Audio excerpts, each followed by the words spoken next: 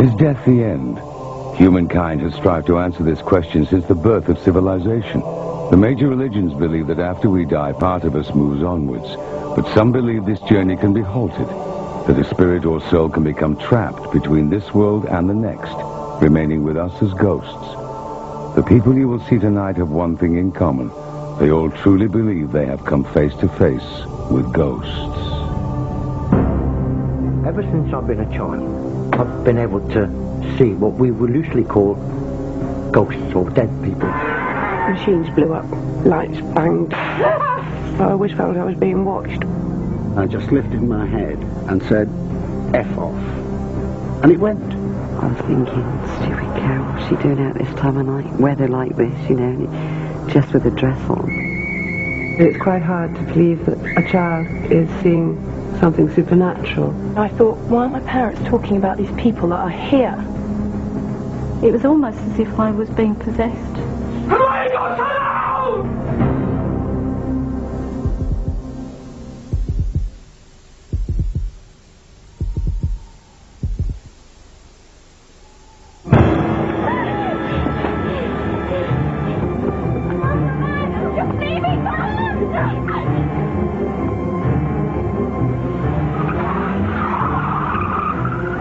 Penny never believed in ghosts. As a science teacher, she knew there was a rational explanation for everything. So why did she and her daughters flee into the night from their dream home, praying they would never have to step foot in it again? Julie and her engineer husband, George, married in 1986. They had 2 daughters, Francesca and Katrina. In 1994, they decided to move from their Walsall estate in the West Midlands. We decided that we'd sell the house and we'd make a new beginning in a rural part of the area. We thought that would be a better way to bring up our children. They found their dream home in a small village near Birmingham. Really just what we'd always wanted. It was the picture postcard cottage. The children loved it, and we just knew it was what we wanted. We had our leg pulled quite a bit by friends who said, it's such an old cottage, an 18th century cottage. Are you frightened about it being haunted? And we said, absolutely not. Julie now wishes she'd listened to her friends. The family had been in the cottage for 2 days when it started. A basket full of posies. Tissue, a tissue. We all fall down. All fall down. Cat's just pushed me over on the stairs. The silly Cheska, she's been out here with me. I was rather annoyed with Francesca because I felt that she was trying to get Katrina into trouble. Now, looking back, I wish I'd listened to her the very first time she said it. I thought it was my sister, but about it, the force was too hard for her to have pushed me downstairs.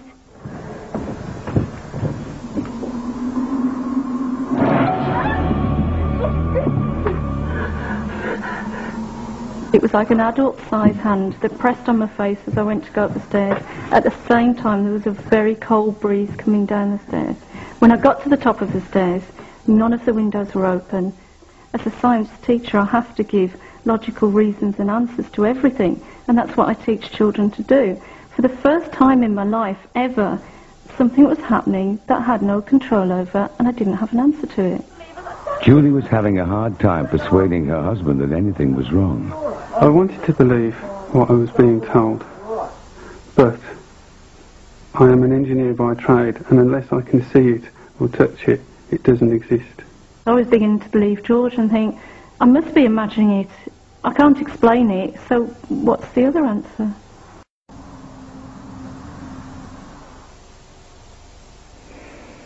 George, what are you doing? It must be freezing out there. Come back to bed, love.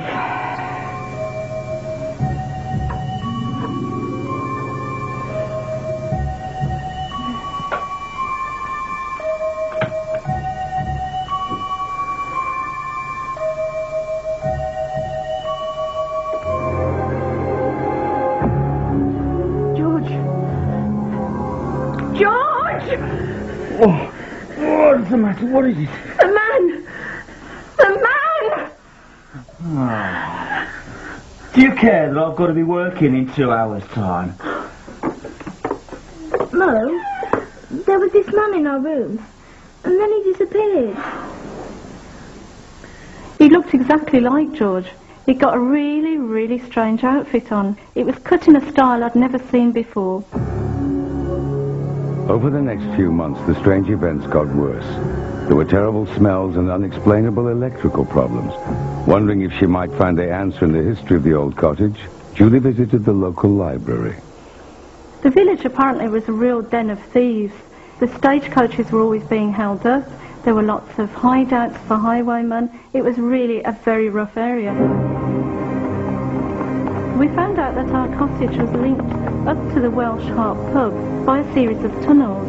The tunnels were used from there for the highwaymen to escape down, and they actually escaped through the trapdoor in our cellar out of our cottage.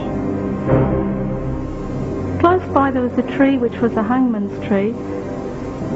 We don't know if the problems in the cottage were linked to a very vivid history or whether it was something else that was going on that we couldn't explain. But it was talking to the neighbours that produced the most chilling evidence. We found out that nobody had been in the cottage for more than 18 months. Arguments were increasing in the house due to the fact that I was being presented with all these stories. Julie started taking the girls to spend some nights at her mother's, but George was still unsympathetic. Nothing had happened to him, yet.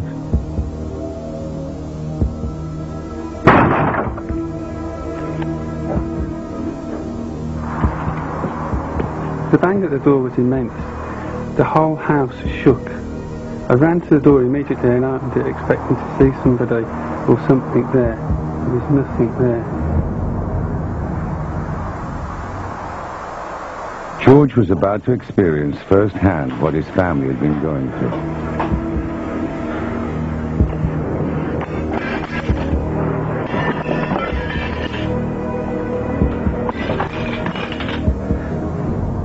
Pictures coming off the wall were probably the scariest things for me. When I looked at the back of the picture, the cord was still intact and the hook was still in the wall. How had the pictures come off? I began to feel really guilty. These things had been going on all this time and I'd been ignoring them. Then things started to take a turn for the worst, and we found that there was something going on a bit more than that, and possibly some kind of poltergeist type activity. If the Pennies did have a poltergeist, they became convinced its aim was to split the family and drive them from the house. It was as if they were playing me and George off against each other, playing the girls off against me. It was like somebody was causing downright mischief in the house. You were just like waiting for something else to happen. It was like you were sitting on a time bomb. Unable to sell for the same price they'd paid, the Penny family were trapped in a home they believed to be possessed. Worse was to follow. I felt that it was becoming a personal vendetta against me alone at this point. I felt that it was trying to take me over and that I was actually going out of my mind.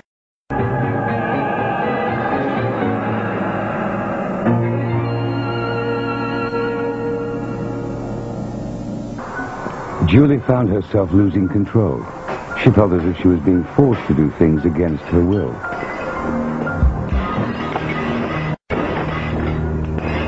Julie?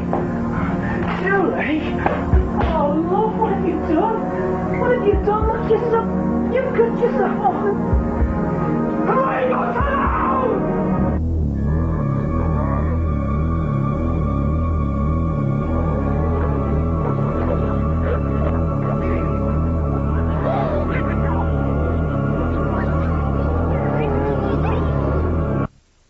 I felt almost as if I was reliving something that had happened in the past, or something was trying to relive a life through me. It was almost as if I was being possessed. When George worked night shifts, Julie and the girls often slept in the same bed for safety, but nowhere was safe anymore.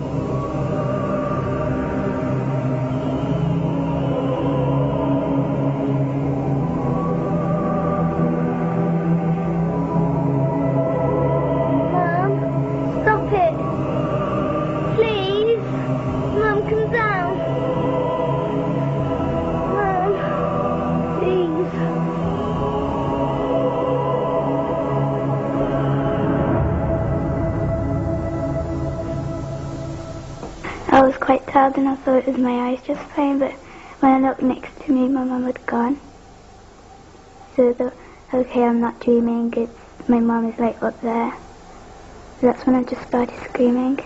I wasn't going to put them through it anymore. I felt that we tried to fight it, we tried to have an answer to the questions. We couldn't fight back anymore. Come on, girls, hurry up! We were just going to go. That's it. If you come so quick.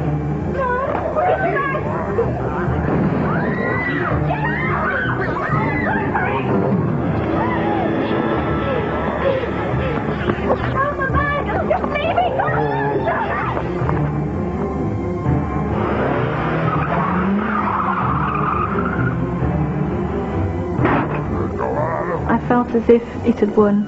It had beaten us. The pennies fled. It would be 2 years before things returned to normal when they moved to a quiet village in Scotland. Julie is teaching again, and the family have picked up life where they left off. Our new life in Scotland, well, it's just wonderful. And in some ways, that's been the only good thing that has come out of it. I don't think you should ever doubt your children. We tried doing at the start the thing of, oh, it's just a dream, oh, it's just a nightmare, oh, you know, it's just the wind. I don't think you should do that because you just never know just what's really going on. There have been no further problems reported in the cottage. In part 2, a dark past returns to haunt a Devon woman. It came back with such a vengeance, it was 10 times worse. And does a tragic air crash hold the key to a modern-day apparition? And I thought, well, if you're going to die like that, you know, are you going to stay around and haunt the place?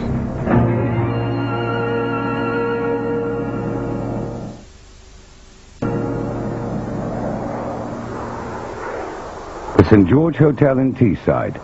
Built in the 1940s, its squat brick appearance gives it away as an ex-military building. Once it was the officers' mess of RAF Middleton St. George. When the Air Force moved out in the 1960s, the base became Teesside International Airport, and the mess became a hotel. The hotel is a busy stopover for aircrew, but over the last 30 years, it's gained notoriety for being haunted. On the 17th of November 1982, airline pilot Barney Concannon headed for his room in the west wing of the hotel. I'd just come in from the late London flights, arriving about 9 o'clock at night. Another pilot, Grant Waters, was also staying in the west wing 3 years earlier in March of '79. I was sort of working earlies, so we had our normal sort of evening do in the bar. Both men were senior pilots, not given to flights of fancy. I went to bed slightly earlier than the crews who were on mates. I went to bed about 11 o'clock. It was very cold, and it always was in that area of the hotel. Got into bed, and I'd been in bed about 2 minutes when I felt this heavy, really heavy pressure on my lower legs. And as if a man or a heavy weight was sitting on them. And I felt the pressure on my legs, and eventually it sort of moved up to my chest. I felt the bed sort of going down with the weight. And I just lifted my head and turned it round and said, F off. And it went. And I said, please go away, because I'm on earlies. And he went just like that. Barney wrote an article about that night for Pilot's magazine and discovered he wasn't alone. Interviewed 20, 25 people in working for British Midland who'd had similar or even worse, well, most of the experiences they had were worse than the one I had. Stewardess Heather Raybould stayed regularly at the St. George from 1975 to 1995. She claims to have been visited by the ghost twice. I mean, when I first joined British Midland, everybody used to talk about this ghost. It's sort of like the weight of a man, really. Just a heavy weight of somebody pushing you down. I just didn't know what to do. I found I couldn't shout out, I couldn't talk, I couldn't scream. I couldn't do anything. I just felt like I'd frozen. I never wanted to stay in the hotel again. I did everything I could to change my hostel. One stewardess was making her way down to breakfast. She was walking down the corridor and saw this pilot. said good morning to him. He didn't answer. She thought, oh, he's wearing funny clothes, you know, like the old pilots used to wear, the old leathers and that. And she turned round and he disappeared. He wasn't there. Could the clothing offer a clue to the ghost's identity? Barney started researching the history of the base. Somebody mentioned that a meteor had crashed into the building in the early 50s, and I did a bit of investigation into that. In a bizarre tragedy on the 24th of November 1951, Flight Lieutenant Raymond Norman lost control of his Meteor jet while training. He slewed across the car park. Out of 30 cars there, he destroyed just one, a pre-war Humber, his own. Then he smashed into the mess, demolishing just one room, his own, in what is now the West Wing, where all the sightings have taken place. He was still alive. The accident didn't kill him at all.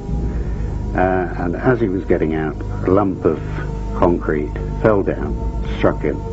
The official cause of death was given as a broken neck. And I thought, well, if you're going to die like that, you know, are you going to stay around and haunt the place? If it is the ghost of Raymond Norman, then he is still around to this day. He was seen in April of this year by a guest on a tour. The lady woke up in the middle of the night, saw what she thought was a husband standing by the window, and turned over to find that he was actually in bed with her. We like our ghost. He doesn't interfere with us, and we take him as quite friendly. Unfortunately, he doesn't like flight crew, and in particular flight deck, and they're the ones that he has the most problem with. Some of the cabin crew, if they're asked to stay in the hotel, they used to go sick. I probably shouldn't be saying that, but they did. Whatever you think about this, I mean, this has happened to 20, 25 people, to my knowledge. So there's got to be something to it.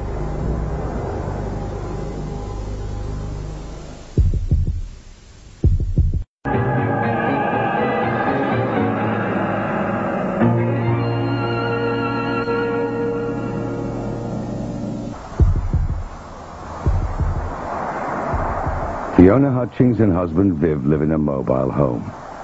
Once they lived in a dream cottage until their lives were turned upside down.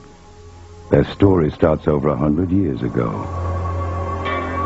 One cold morning, the people of South Devon awoke to find a bizarre trail of hoofprints running across the county, made by a creature that was cloven hoof but walked on two legs.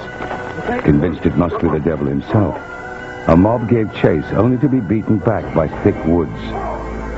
It wouldn't be the last time the land was to hide a dark secret.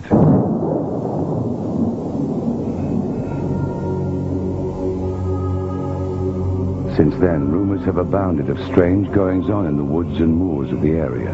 Tales of witchcraft, of devil worship, of black magic and human sacrifices.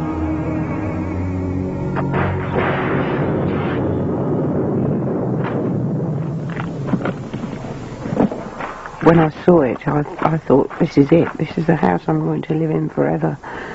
They're going to have to carry me out of here. After years of living in isolation on the Devon moors, 36-year-old nurse Fiona Hutchings had just bought her dream home, Hawthorne Cottage. It seemed to be crying for help. It was very strange, very quiet. Built in 1914, Hawthorne Cottage sat among woods near the town of Teignmouth. Despite the financial burden, she'd made the move to be closer to her mother, who had fallen ill. Fiona's son had recently left home, so she set about doing the place up on her own.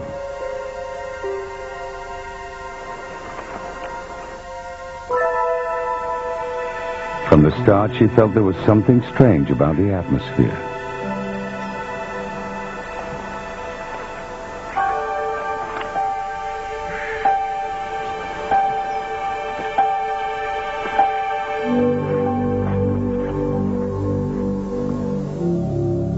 After 6 months in the cottage, Fiona's mother died, leaving her completely alone. Then she met an elderly neighbor with disturbing news about the history of the cottage.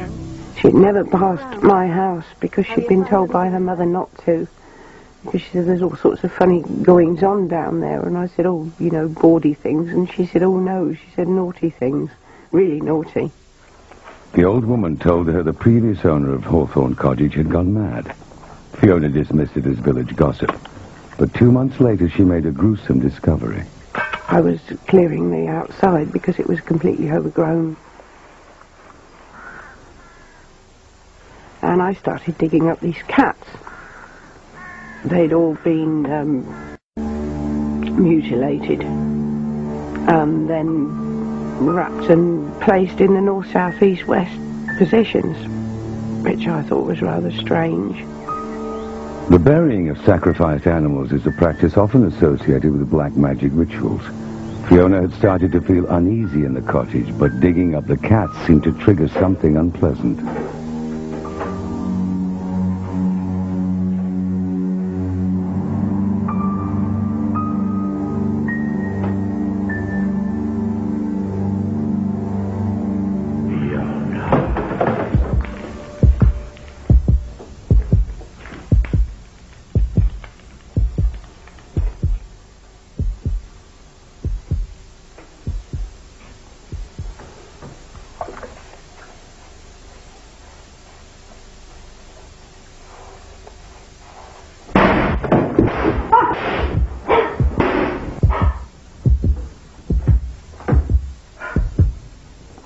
Fiona felt like Hawthorne Cottage was turning against her.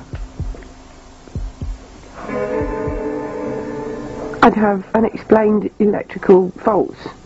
I got through about 3 or 4 TVs. I had 2 fires that started for no reason whatsoever. Washing machine that wouldn't turn off. Microwave that blew up. 5 or 6 kettles. Fiona's sanity was being pushed to the limit. It reached breaking point one October night in 1989. I'd gone to sleep quite happily. Actually, I'd had some hot chocolate, which was one of my favourites when I couldn't sleep. And I woke up and I couldn't get out of the bed.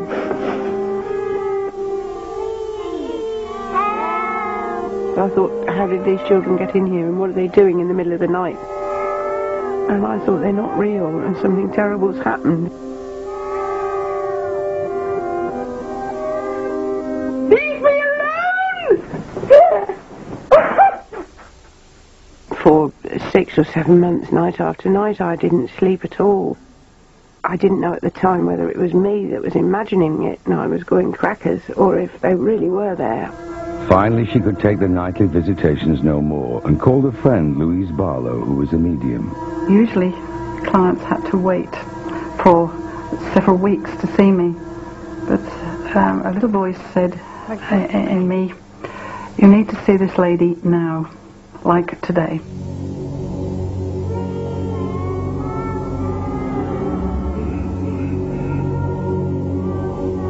I felt that there had been black magic rituals, or rituals of some sort, where you get a group of people together and they do, as they feel, wonderful things, but in fact it's awful.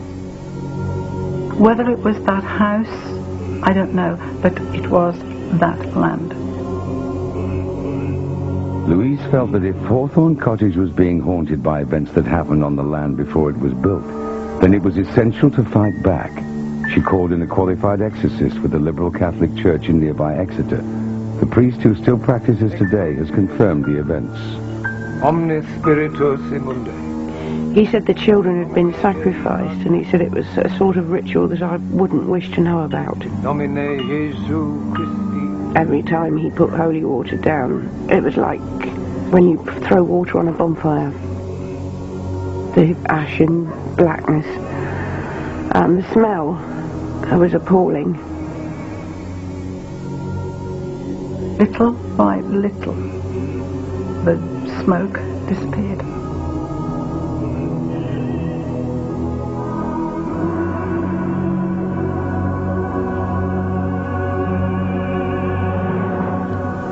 I thought, it's finished, it's all done, it's clean, it's lovely. And I slept for weeks after that. The nighttime visitations stopped and life returned to normal. Fiona married a merchant navy electrician called Viv. When I heard about the sacrifices and things that were supposed to be going on down there, it does make you wonder whether you should believe it at first, whether it's airy-fairy stuff. A few months after the wedding, Viv went away to sea, leaving Fiona alone in the cottage. Despite him being away, she was happier than she had been in years.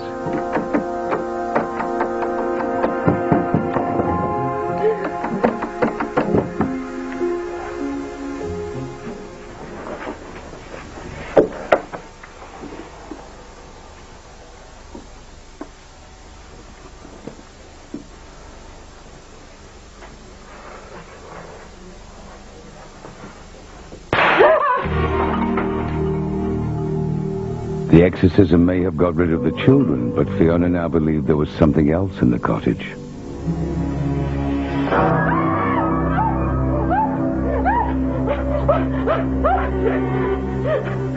It came back with such a vengeance, it was 10 times worse. And when Viv returned from sea, he too found himself targeted, usually at night after he'd gone to bed. Oh, gosh, what on earth happened? I've got no idea how I got down there. Well, if I did fall down the stairs, I had no bruising or anything on me, and I just can't explain that one at all. I went back to Louise. She said, this has come back since you got married. Not only have you freed the children, you're also happy yourself, and this isn't on, they won't have it.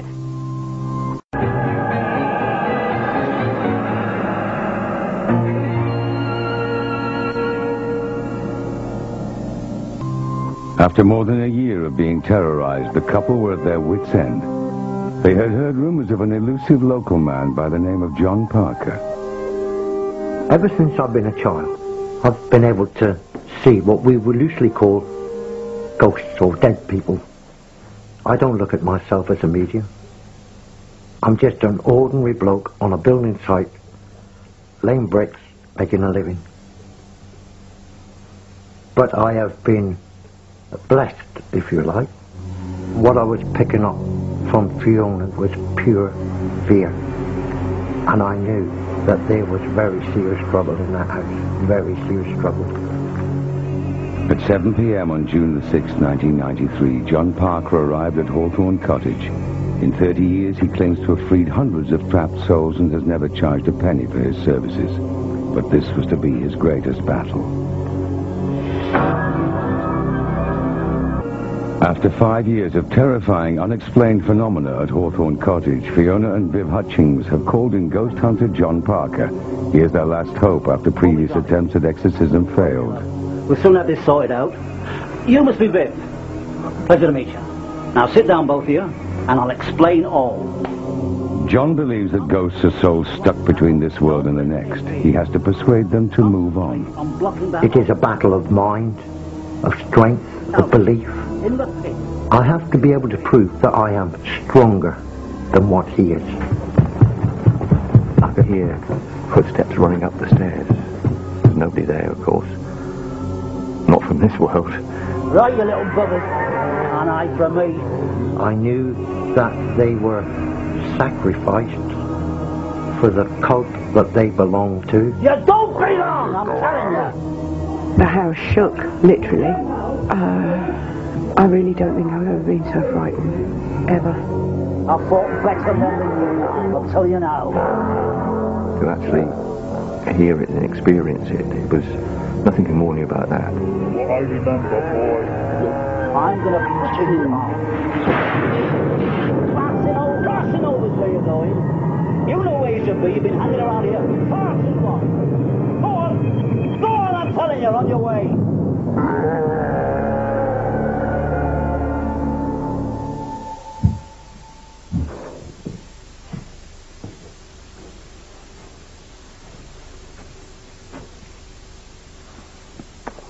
Cup of tea would be nice, my dear. It had taken John 6 long hours, but the hauntings were over. He continues his work today in the southwest, but has experienced nothing like Hawthorne Cottage before or since. This is the worst I'd ever done. Fiona and Viv finally lost the cottage in 1995 to the banks. We now live from day to day. But one thing that I'm not anymore, I'm not frightened of things that I was frightened of, because now I've seen it. That's as bad as you can get.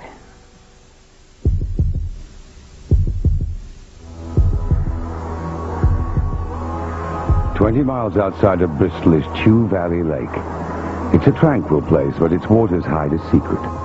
At the bottom sit the ruins of the village of Morton, which disappeared in 1956 when the valley was flooded to make a reservoir.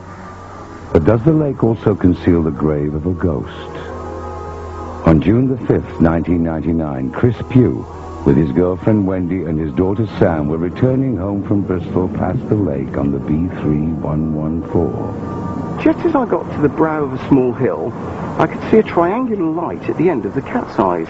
And just as I approached it, Wendy looked up and she said, "Pewey, Pewey, look out." And I said, "I know, I've seen it." As we drew closer to this object, it's just a lady just appeared from the middle of the road and drifted very slowly in front of the car. My first thoughts were, oh, perhaps it's just somebody crossing the road. But then, after I looked again, I realised that something wasn't quite right.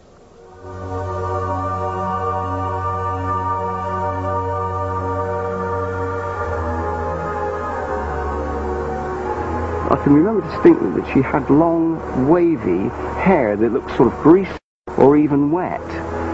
I was convinced that it wasn't a human being, it was something supernatural.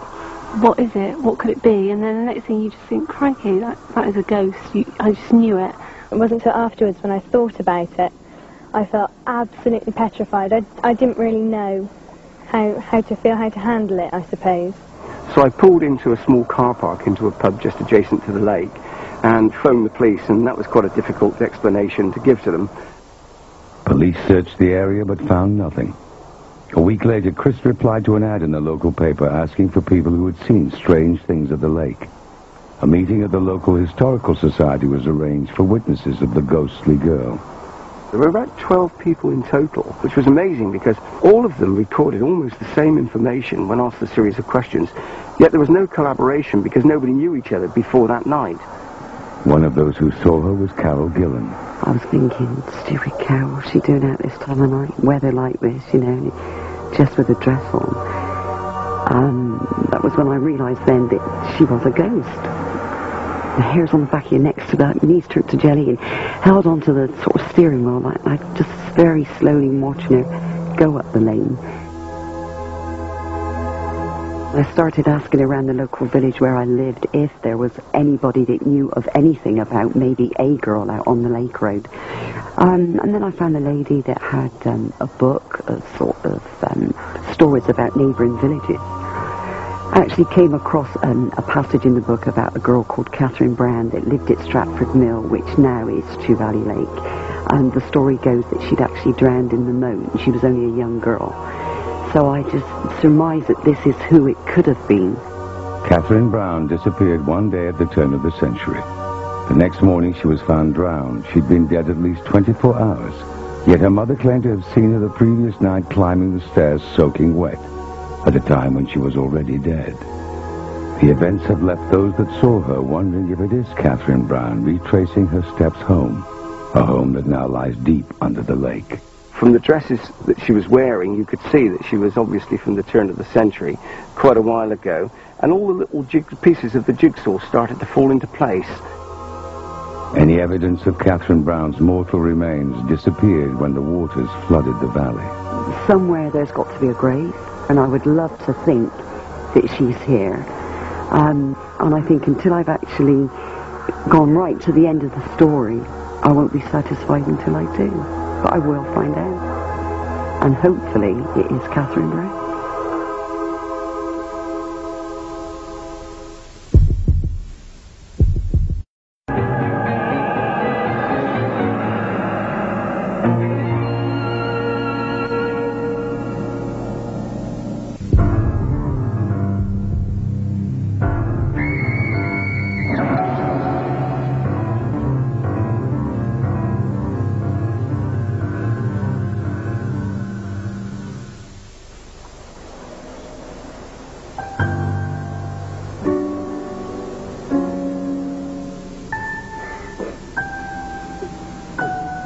Children often claim to have imaginary friends, make-believe playmates from their imaginations.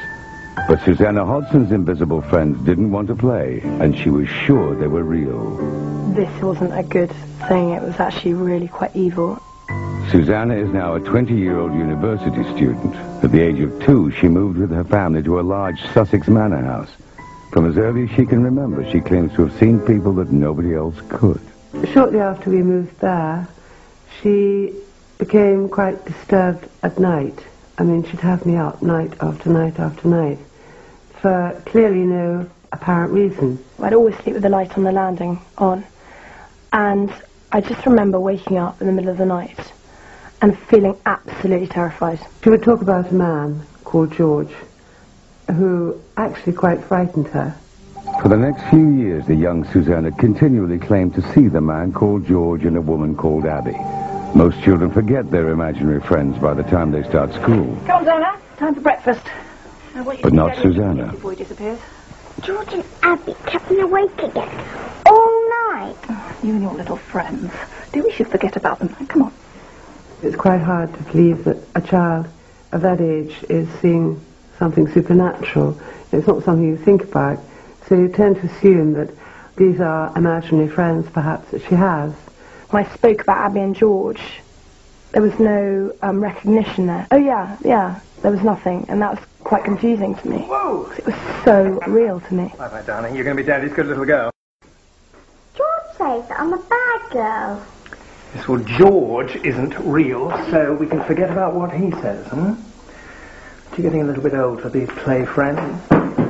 I was, at that stage, finance director of one of the top 100 companies. I was bringing a lot of work home. Had a lot of problems, business problems, and the last thing I wanted was a domestic problem, too. But the problem wasn't about to go away. Susanna became more obsessed with George and Abby. I had some very strange situations with her where she wasn't herself, in that she would come out with strange remarks. Mummy, it's Abby. Darling, this game's getting very boring. But she's right there. Make her go away. Look, there isn't anyone to make go away. You're just pathetic. I hate you, I hate you, I hate you! Susanna? I wanted Mummy to see her. The Abby I'd been talking about, and she didn't really know who she was. And that's quite disturbing for a mother. You just instinctively know that that's not your child talking. Then everything changed. Diana was to have an experience that finally convinced her that her daughter was telling the truth. Well, I do hope you've calmed down now, young lady. Susanna? I would hear footsteps running and assumed that it was her. Susanna?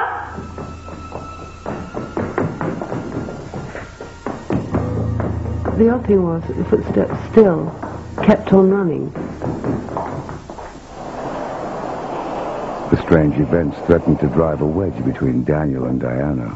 Darling, thank God you're back. It was difficult in the beginning with him because he really didn't want to know, actually, at all, and didn't find it remotely interesting or believable. It's Susanna. Dan, I think I believe her. It's really scaring me. Diana, I really don't need this now. You know how it is. You get home, you're pretty knackered, and immediately your wife starts in on some problem that she's had in the day. He just didn't find it credible.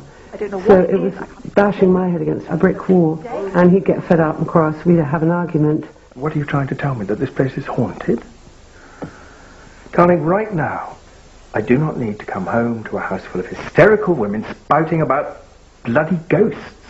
No, and I don't need you coming in at all hours of the night and not giving a damn about your family. Diana was getting more and more concerned, and I think she was frustrated with me because I wasn't actually giving her the right answers. But while her parents argued over whether she was imagining things, 2 floors up, Susanna had no doubts.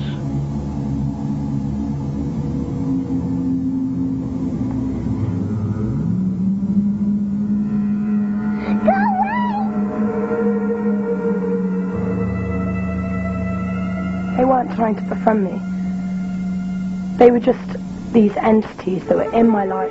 They were just there. George had sort of shaggy brown hair and dark, exhausted-looking face, sort of pasty, not a nice face at all.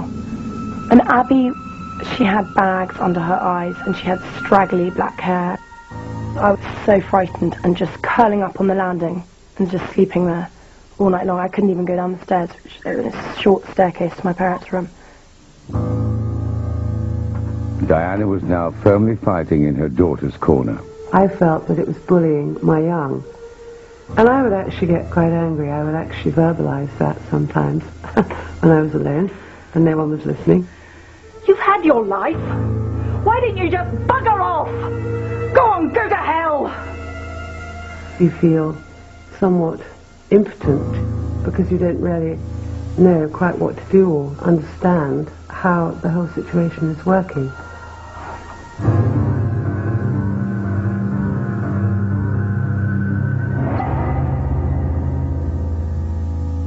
Unsure where to turn, Diana contacted a medium in Portsmouth. She sent him something personal of Susanna's but gave him no details about what had happened. The response astounded her.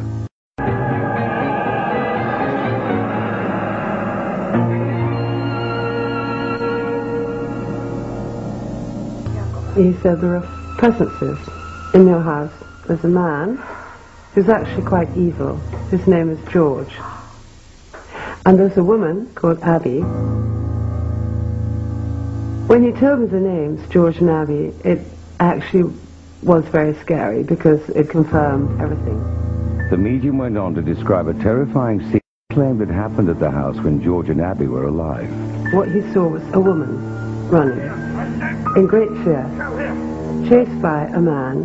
The woman's dress was torn at the back, and the man was coming with an axe. No records exist of the pair, so no one will ever really know the truth, but it was enough to convince Diana.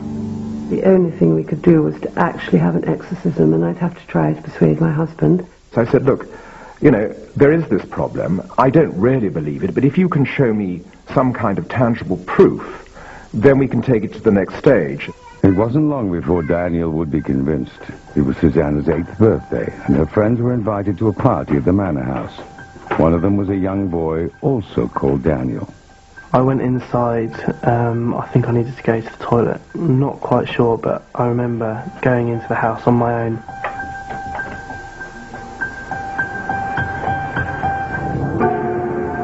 An old lady dressed in black. She was very authoritative. She did not want me to go past her. I just felt very uneasy, very scared. I just wanted to get out as soon as possible. When we found this little boy, Daniel, he was screaming his head off. He was standing there by himself, and he was clearly very scared. Now I'm older, when I look back on it, it all seems very, very strange. I am convinced, though, that I saw a ghost. It was what Diana had been looking for. Someone other than Susanna seeing a ghost in the house. I began to realize we really did have something very difficult on our hands. And I think anyone who has any belief in the metaphysical and any belief in an almighty recognizes that there are things out there that you can't put your finger on. And I began to realize that this fell into that category, and we had to do something about it. The Hodgsons called in the church, who eventually sent a minister to exorcise the house. One very bright July day, but surreal it was, I came back from work at lunchtime, and the children were dispatched with the mother's help, and Diana and I and this exorcist went through the process. He didn't look like Max von Sydow. It wasn't quite as dramatic as that, but it was very interesting. At the exact moment the exorcism ended, unprompted, Susanna said something remarkable. George and Abby have gone to heaven.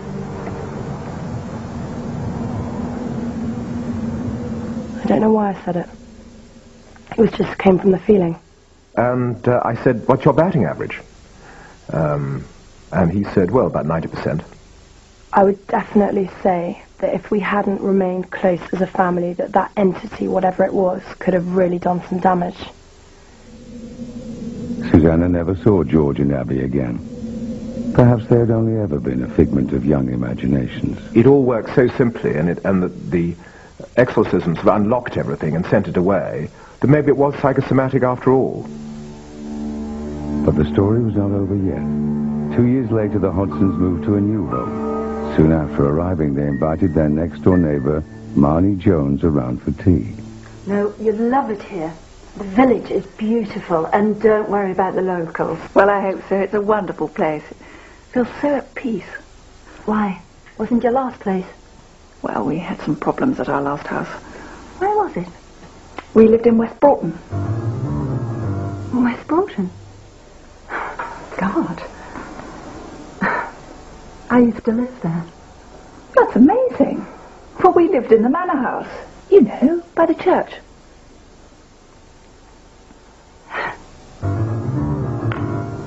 So did I. Oh, my God. Did you ever... I mean... I don't know how to put this. You'll think I'm completely barking mad, but... Well, we had some problems there. Mainly with Susanna, our eldest. Oh, my God. You as well.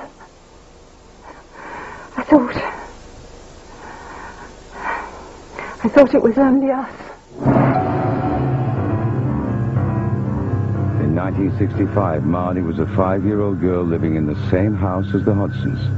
She has nothing but terrifying memories of the place. I was too frightened to go and find anybody to tell them how scared I was. The feeling of being strangled. You could actually feel the fingers coming around your throat. The name George had a very strong ring to it. I think that there were other entities there, but George is the only name that I have. As soon as your foot got on the top staircase, you had to fly. You had no fear about falling or slipping, because that was absolutely nothing compared to what was coming after you. The thing which really proves it was that we bumped into someone in 1,000,000 to 1 chance who'd actually lived in the house quite independently and had had problems with it. It still brings the hairs up on the back of your neck. There's no other way to describe it. It's a pure fear. And I would say it was evil. What was there was very evil. It still gives us nightmares. Even to this day now, recurrent nightmares. And you know that that's a memory. But it really did happen that all those years ago. After terrorizing 2 families for over 20 years, the manor house is now calm. Perhaps thanks to the Hodson's exorcism. It is currently a happy family home, and the owners have reported no evidence of haunting. If you believe the stories you have seen tonight, then you're not alone. Over half the population believe that the soul survives death, and a further third believe that ghosts are the evidence of a trapped soul. No one knows why ghosts appear at some places and why only certain people seem to see them. But they're more common than you might think. 1 in 10 people in Britain claims to have seen a ghost, making this the most haunted place on Earth.